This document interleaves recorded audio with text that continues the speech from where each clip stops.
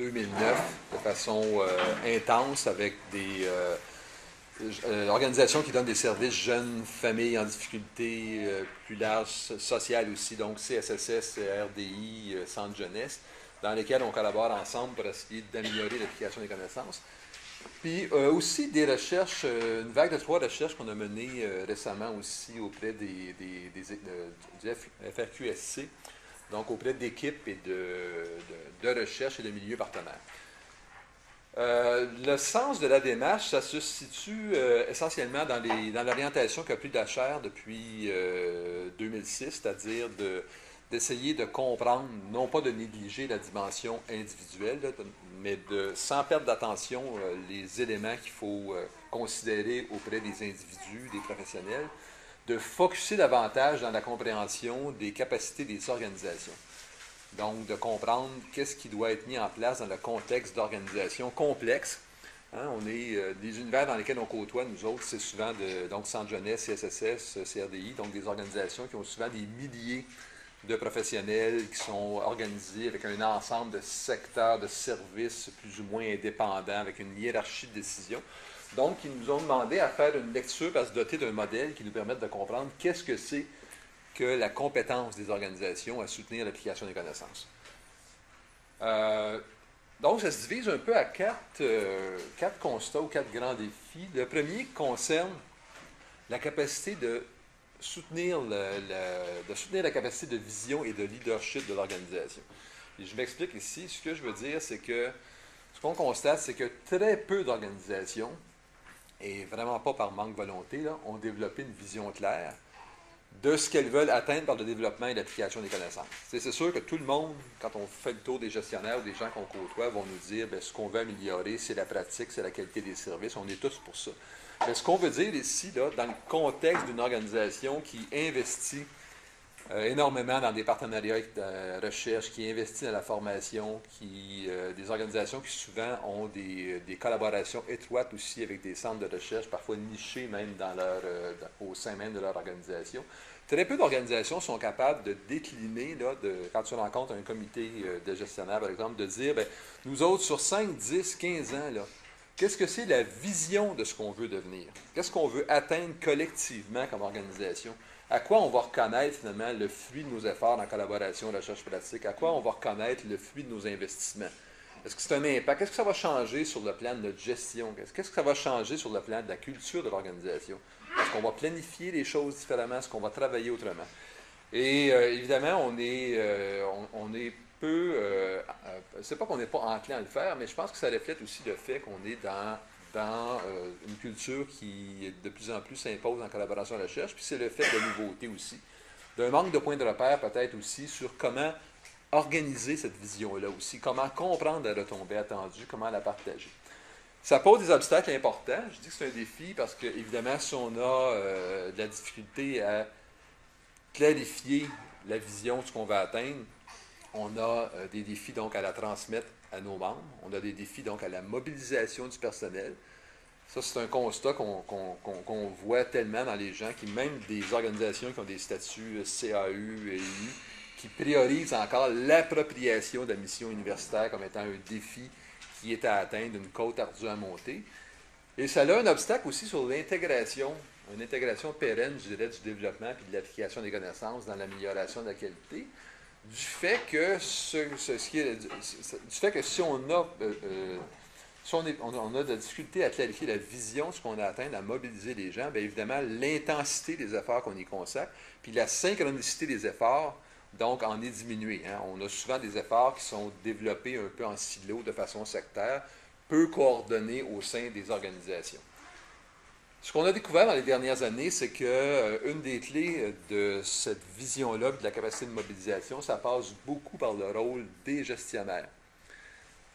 La capacité de leadership. Hein? Donc, d'abord, les gestionnaires de haute direction à se donner un commitment, une orientation sur ce qu'ils veulent atteindre, puis aussi la capacité de travailler avec leurs gestionnaires de première ligne à pouvoir mobiliser, faire connaître, engager les membres de l'organisation autour de ce que j'aime bien appeler actuellement là, un projet collectif. C'est un peu mon niveau d'Adam, mais pour nous, le fruit, finalement, d'une organisation qui se développe dans sa capacité, vision et leadership, ça serait une organisation dont tous les membres partagent un projet collectif lié à l'amélioration de la qualité par le développement et l'utilisation des connaissances. Donc, il y a beaucoup à faire, à la fois pour connaître mieux les processus qui nous mèneraient à soutenir cette capacité-là, puis beaucoup à faire aussi pour comprendre plus spécifiquement comment développer la compétence des gestionnaires à être plus habiles, à être plus compétents, donc à pouvoir développer, mobiliser et transmettre une telle vision. Deuxième constat ou défi, c'est celui de soutenir la dimension sociale et collective de l'application des connaissances. On parle beaucoup d'application des connaissances, souvent, ou de transfert sous l'aspect cognitif, sous l'angle de produire des résultats qui sont signifiants, significatifs. Et ici, j'amène quelques données de recherche. Merci à notre collaborateur, je ne le vois pas, Benoît, qui les a produits, François, pardon, qui les a produits rapidement. Donc, c'est des recherches qu'on a fait auprès de nos partenaires, donc dans le contexte de nos travaux, donc un échantillon assez important. Donc. Puis, comme vous le voyez, ça ne vous surprendra pas, là, les gens qui sont dans ces enquêtes-là, ça ressemble un peu, quand on demande aux gens qu'est-ce que c'est les sources de connaissances les plus importantes, bien, évidemment, ce qu'on va trouver seulement, c'est l'expérience de travail des personnes. Hein, donc, ce que j'apprends dans le cadre de mon travail, des discussions d'équipe, la consultation auprès de collègues expérimentés, puis dans le bas de la liste, bien, vous voyez venir, évidemment, les outils basés sur les meilleures connaissances, les meilleures pratiques, 48 puis évidemment, le bas du palmarès, c'est des résultats de recherche publiés, des articles scientifiques ou des rapports. Donc ça, c'est des données qui sont assez cohérentes avec ce qu'on a vu. Mais ce que ça souligne pour moi, ce que je veux porter attention ici, c'est sur la dimension collective du transfert des connaissances. Donc c'est un processus qui se produit entre des personnes et pour des personnes. Hein, ce que je faisais par là, je m'appuie sur les propos notamment de Lev et Wenger. Là. Mais quand on pense aux façons par lesquelles on apprend des connaissances dans notre vie, c'est souvent de façon grégaire, c'est souvent dans un processus de socialisation où on observe, on partage, on interagit avec des gens qui développent, qui contribuent à créer un environnement qui crée, développe et transfère les connaissances. Et ça concerne deux mécanismes qui posent un défi important. D'abord, de comprendre la dimension normative. Donc, comment se passent les processus de l'environnement social dans une organisation qui vont soit valoriser, promouvoir, ou normaliser ou sanctionner l'utilisation des connaissances. Hein. Les pairs sont, le collectif, les pairs sont un matériel qui va faire qu'on va soit augmenter la motivation d'utiliser des connaissances ou encore bannir certaines formes d'utilisation. On le sait, des connaissances qui ne correspondent pas aux valeurs ont peu de chances d'être utilisées. Et aussi la dimension plus instrumentale aussi du social et du collectif. Hein, ce qu'on constate dans nos collaborations, c'est que le travail en réseau, la collaboration entre équipes, c'est aussi un outil pour développer, un puissant outil pour développer, créer et transmettre des connaissances. On a eu l'occasion dans les dernières années d'expérimenter des communautés de pratique et on a été à chaque fois frappés de voir que même des communautés de pratique qui intégraient des relations avec des chercheurs, donc qui arrivaient avec des connaissances à transmettre, comment il y avait un travail non seulement d'enrichissement, mais de développement de nouvelles hypothèses, de nouvelles formes de connaissances qui se faisaient, puis un travail qu'on ne peut pas atteindre sans la dimension partage réseau collectif. C'est un défi énorme parce que ça pose aussi la question de renouveler peut-être aussi les mécanismes qui existent dans les milieux partenaires qui misent principalement sur la formation magistrale, le mentorat comme étant le matériel pour transmettre les connaissances, en développant à ce moment-là, oui, des compétences individuelles, mais en étant peu efficace à développer un savoir collectif, avec le résultat auquel le constat auquel on est confronté actuellement, c'est-à-dire une perte continuelle de savoir dans les établissements, un renouvellement continu de la compétence, et donc une avenue finalement qui semble peu fertile à contribuer à la pérennisation de vos savoirs collectifs. Autre élément en lien, autre défi en lien avec la dimension sociale collective, c'est aussi le défi de capter les fameuses connaissances tacites. Hein, on le sait, les sources de connaissances, en tout cas du moins dans le domaine social et psychosocial, des sources de connaissances qui sont vraiment utiles aux intervenants sont multiples. Il y a la connaissance scientifique, mais il y a un ensemble d'autres connaissances, la recherche, la clinique, l'expérience, le savoir pratique. Donc, il porte ici à porter attention à la reconnaissance des savoirs tacites. C'est vraiment un constat auquel on est assez convaincu, c'est que pour être appliqué dans les interventions, les connaissances, elles doivent être vraiment conjuguées avec le savoir-faire, le savoir-être, le savoir pratique. Hein, les intervenants qui sont capables de faire, qui sont capables de s'approprier des connaissances, de pouvoir les transformer dans une pratique individualisée, sont des gens qui ajoutent, qui créent une nouvelle forme de connaissance. Et ce sont souvent les intervenants ou les gestionnaires qui sont les plus expérimentés ou les plus compétents. Et malheureusement, c'est souvent cette compétence-là qu'on perd quand les gens s'en vont. Et il y a une espèce d'engouement ou un buzz actuellement dans les organisations à essayer de capter ces connaissances-là, à un moment aussi où il y a une migration importante là, des intervenants ou des pertes de personnel. Mais on connaît très peu sur les mécanismes. Hein. C'est un défi vraiment pour la recherche puis pour les organisations d'être capable de développer, d'évaluer, d'examiner des modes collectifs, des modes qui permettent justement de pouvoir capter et transférer au plan collectif les connaissances. Finalement, dernier constat, ou défi, c'est de soutenir la capacité de rétroaction et de valorisation. Je sais que j'ai des collègues là, qui vont discuter un peu sur valorisation, on a discuté dernièrement, mais l'idée que je vais amener ici, c'est que la valorisation, pour moi, qui veut dire donner de la valeur à quelque chose, valoriser, promouvoir un comportement, c'est de l'utilisation de connaissances, c'est vraiment tributaire de la capacité des organisations à pouvoir évaluer les effets de l'utilisation des connaissances puis de les communiquer aux membres.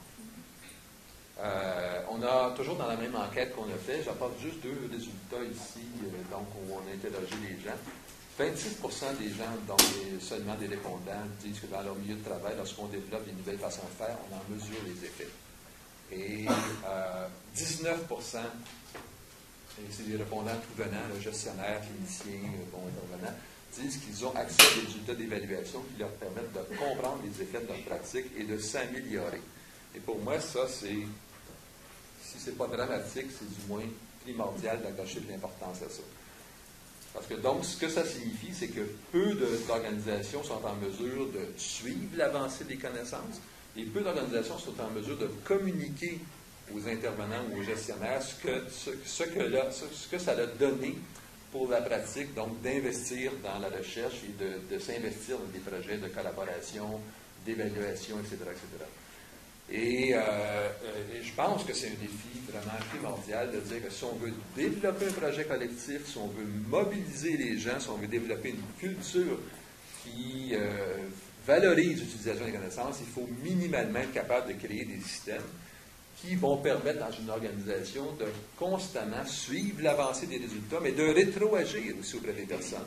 D'être capable concrètement de pouvoir rétroagir aux personnes pour que les gens puissent comprendre. Moi, là, dans ma pratique personnelle, en quoi est-ce que je me suis amélioré? Qu'est-ce que ça m'a donné? Qu'est-ce que ça a donné aux clients? Qu'est-ce que je fais mieux? Est-ce que les clients vont mieux? Est-ce que j'interviens mieux? Est-ce que je m'améliore? Et dans quelle mesure est-ce que mon investissement, ma participation comme gestionnaire, comme intervenant à un projet de recherche permet de nous améliorer collectivement? Et au plan organisationnel, c'est d'ailleurs un élément qui...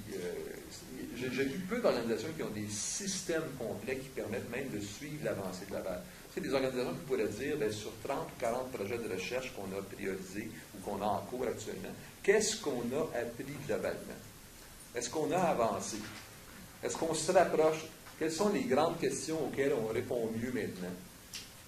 Et c'est vraiment pas par un manque de motivation, mais c'est un produit d'une complexité, je dirais, qui est inhérent au contexte extrêmement complexe, justement, des organisations. Mais je crois que pour renverser éventuellement ce système-là, il faut sortir un peu des sentiers battus, puis réfléchir un peu donc dans une perspective d'organisation apprenante, à dire comment on doit mettre en place des mécanismes qui permettent de pouvoir gérer et suivre l'avancée. Donc, je termine sur ça. Donc, 4 défis que je résume. Donc, c'est soutenir la capacité de développer, communiquer une vision claire de la réponse rendue par le développement, l'application des connaissances.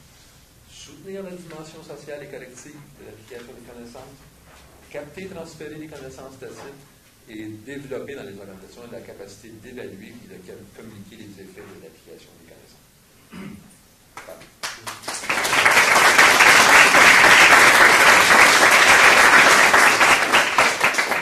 On prend les commentaires maintenant, les questions? Oui, je suis tout à fait d'accord avec toi, François, quand tu parles d'intégrer aux connaissances tacites les connaissances issues de la nature, de voir comment on peut combiner ces deux sources de connaissances-là. Mais à la fin, quand tu parles de transférer les connaissances tacites, j'aimerais ça t'entendre sur comment on peut juger de la portée de l'efficacité de l'application des connaissances tacites si elles n'ont pas été mises à l'épreuve, donc si elles ne sont pas devenues des connaissances, des données probantes. Oui. Et je vais t'entendre là-dessus. Je veux juste être clair que je ne pense pas que les connaissances tacites ne devraient pas être transférées, mais je me dis comment on peut juger de la qualité de ces informations-là. Oui. La question, elle est cruciale. Puis pour moi, transférer les connaissances statistiques, pour être capable de pouvoir les capter, ne veut pas dire qu'on ne les évalue pas. Bien au contraire. J'ai évidemment l'image de ça, pour moi, de la façon peut-être un peu traditionnelle qu'on le fait, c'est la recherche-action. Tu sais, c'est des systèmes continus d'évaluation. Puis bon. Mais ça rapporte un élément qui n'est pas toujours assez efficace en termes d'arriver à point nommé avec une connaissance qui est probée dans un contexte d'intervention qui nécessite souvent de faire face à des problématiques qui sont tout à coup émergentes, nouvelles, qui nous amènent à devoir donc créer une réponse qui est... je n'ai pas la réponse à ça, si ce n'est que de dire qu'il faut le faire, mais il y a des projets desquels on peut apprendre. J'ai été fasciné l'an dernier d'entendre un projet qui était fait ici à Laval dans le secteur des soins en urgence médicale, dans lesquels les gens essayaient de développer une technologie en salle d'urgence pour faire face au défi de devoir apprécier toujours des interventions qui sont auprès des cas inattendus. Hein. Quelqu'un rentre dans l'urgence, il y a eu un accidenté d'auto, c'est un traumatisé. Il n'y a jamais une connaissance exacte de ce client-là. Lui, cette personne-là est déshydratée, un autre a trop bu, lui a du diabète, il y a un protocole, mais ça ne fit jamais exactement pour dire dans un cas par cas qu'est-ce qu'on fait avec lui. Il y a un monitoring incroyable qui est fait, etc., auprès des personnes. Mais cette connaissance-là, puis dans un contexte interdisciplinaire, hein, c'est 10-12 personnes qui essayent de sauver la vie, des infirmières, des gens qui monitorent tout ça. Mais ces gens-là doivent vite apprendre entre eux autres, puis faire en utilisant la meilleure pratique. Ils ne flippent pas ça en disant « nous, on va essayer ça », mais ils se basent sur la meilleure pratique, mais ils inventent une intervention à cas par cas. Puis le défi auquel les gens se sont confrontés, puis ils travaillent avec un groupe en transfert de connaissances, donc c'est de dire, comment est-ce qu'on pourrait capter cette connaissance-là qu'on vient d'inventer et développer une instrumentation qui ferait qu'on pourrait la valider le plus rapidement possible en temps réel auprès des pairs. Puis, sans aller trop loin sur la technologie, ils ont l'avantage d'avoir un système de monitoring, donc tout ce qu'ils font est enregistré, mais ce qu'ils ont inventé pour adresser ça, c'est d'avoir vite par une technologie vraiment inventive au plan web, de pouvoir avoir des réseaux de pairs qui, dans les 24 heures, vont réviser la nouvelle pratique qui a été faite pour dire si elle est conforme ou non et si elle devrait être diffusée à d'autres contextes d'urgence. Et ils le font et ça marche. Technologiquement, ça fonctionne. Ça fonctionne au sens où quand on rentre dans la salle d'urgence, après, dans le système de code et de monitoring, si cette intervention-là a été retenue, elle fait partie maintenant des choses qu'on peut dire, moi j'ai un patient qui ressemble à ça. Et ça arrive là, dans les jours. Le problème dans l'utilisation pour ces connaissances-là, puis je reviens à la dimension sociale, la technologie marche. Il y a eu beaucoup d'argent par Bell, par Apple, tout ça qui ont mis là-dedans. Ça marche, mais c'est pas beaucoup utilisé. Pourquoi c'est pas beaucoup utilisé? Parce que l'argument principal, les médecins ont peur d'être jugés socialement par les gens qui pour eux autres, pas leur père, par les personnes qui pour eux autres sont la norme de jugement, les infirmières. On peur d'avoir l'air des gens qui disent « moi je suis pas assez compétent pour m'en débrouiller tout seul, donc je fais appel à un système informatisé ». Les infirmières ne l'appliquent pas parce qu'elles ont peur d'être jugées par qui? par les médecins. Parce qu'ils ont peur que les médecins disent que cette infirmière-là n'est pas assez compétente, elle a besoin d'une équipe. Donc, l'élément qui freine, c'est le collectif. Ce n'est pas la capacité de dire qu'on peut gérer ou qu'on peut avoir une bidule, une technologie, qu'on peut avoir des pairs qui réalisent ça. C'est l'intégration dans un environnement social collectif qui nous plaît. Mon exemple, la réponse est un peu longue, là, mais tu n'avais tellement de bonne occasion. Non, c'est un excellent. Mais je pense qu'on peut faire ça à moindre échelle, mais je pense qu'il faut aller vers la techno maintenant, puis se dire comment on peut mettre en réseau les intervenants, comment on peut avoir des systèmes de révision, comment on peut valider. On peut faire mieux que ce qu'on fait en disant juste il faut suivre 40 heures de formation, rapport d'un centre jeunesse, puis après ça, aller suivre. Je ne dis pas qu'il ne faut pas le faire, mais on peut faire. Une question rapide. Oui. Par rapport à cet exemple, et puis aussi vous parlez beaucoup d'organisation apprenante, de gestion du changement, de frein collectif. Comment une université en tant qu'organisation est à même de répondre à ces défis? Est-ce que c'est quelque chose de réalisable par rapport à la culture? Parce que c'est une culture très conservatrice quand même. Comment on peut opérationnaliser ça? Parce que j'essaie de voir parallèle l'organisation. Dans l'université, ces défis-là, c'est un gros travail. Dans l'université même, tu veux dire? Dans l'université même. Oui, je suis sûr que ça, on trouverait des choses de dans ce genre-là. Nous, évidemment, on ne sait pas la réponse à tout ça, mais avec ma collègue Nathalie Wilfard, c'est beaucoup son domaine. Ce qu'on essaie au moins de faire, je n'ai pas embarqué là-dedans quand j'ai fait ma présentation, mais c'est de se donner des points de repère pour être attentif à la culture de l'organisation. Au moins avoir un modèle, une grille qui nous permet de dire, quand je m'engage à cette organisation-là, puis je veux la soutenir, avant de commencer à faire des actions, quelle est la culture de cette organisation-là? D'où on part? Dans quel rapport de culture est-ce que je me trouve? Puis comment je devrais au moins accompagner d'une façon qui n'aggrave pas la façon de faire? C'est dit autrement, trop souvent, on s'installe dans une dynamique hiérarchique ou top-bottom, des choses comme ça, dans lesquelles on fait justement, en venant aider, continuer à maintenir un environnement qui n'est pas favorable au développement, à l'évaluation. Donc, au moins avoir un point de repère. Et ça, on s'est donné un modèle qu'on essaie systématiquement maintenant d'être attentif donc, à notre rapport donc, à cet environnement culturel-là et avoir des façons de faire qui ne sont pas antagonistes par rapport à ce qu'on voudrait atteindre comme type de culture ou comme type d'accompagnement. Ici, il n'y a pas d'autre, c'est le temps d'arrêter. Je vais juste plugger une petite affaire. On va faire un lancement officiel, on ne l'a pas fait, mais on a, un peu cette façon de faire-là, on a développé un outil au cours de la dernière année avec nos partenaires. C'est un outil pour évaluer la culture organisationnelle et les capacités d'une organisation à pouvoir développer ses compétences en développement de cette connaissance. C'est un outil qui était fait vraiment dans une dynamique partenariat et partenaire et milieu de la recherche. Si ça vous intéresse, on a des outils gratuits, on vous les donne. Donc, on en a un certain nombre qu'on veut distribuer. Donc, simplement voir madame qui a la main levée, là, Cécile, va pouvoir vous transmettre ça.